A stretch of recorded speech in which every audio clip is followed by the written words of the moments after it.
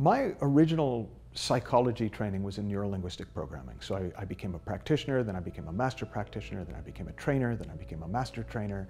And because all NLP training, this was back in the late 80s, early 90s, all NLP training was around therapy. It was essentially, here's how you fix people. And so I became a therapist. And I actually wound up developing a specialty helping people with panic attacks. And I got very effective with it. And then I had a client who came along and was agoraphobic and, literally came to my office on the back seat of her boyfriend's car under a pile of coats to find the courage to even come out to see me. And we did a session, and I felt the session went very well. Now, at the same time, I was trying to build a career as an actor in the UK, and I got my first equity gig in a big play. And as I'm getting ready to leave town to go start rehearsals for this play, there's a message on my answer machine from this client saying, please call me, it's really important. And I didn't call her.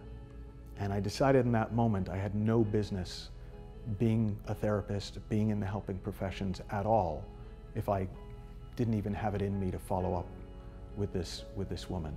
Well, I didn't see private clients for about 2 years after that point. I still taught because I loved teaching and I was good at teaching, but I wouldn't see people one-on-one.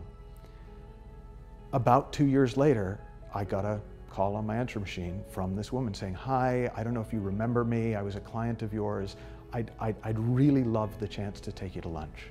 And I just thought, I need to just take my lumps. I need to go face this from my past and let it be whatever it is. And I walked in and I was faced not just with her, but with her boyfriend and what looked like her grandparents and what looked like her parents. And I thought, crap, I've walked into an intervention.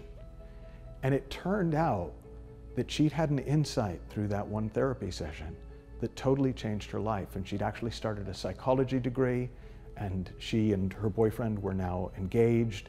And a sort of a side comment I'd made about spiritual healing. Her parents were Christians and her grandmother had a brain tumor, and they used the spiritual healing modality that I talked about, and the brain tumor was healed, and the whole family had come out to thank me.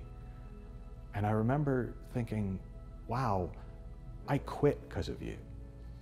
And I knew I didn't want to go back to doing therapy because there was something about charging money to help people who were in a lot of pain that didn't sit with me.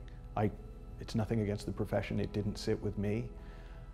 But I kind of had come across this idea of coaching, that you could take people who were basically healthy and well and help them excel and help them get more out of themselves. And that was the day that I decided, okay, I'm gonna start again, but I'm gonna start again as a coach, not a therapist.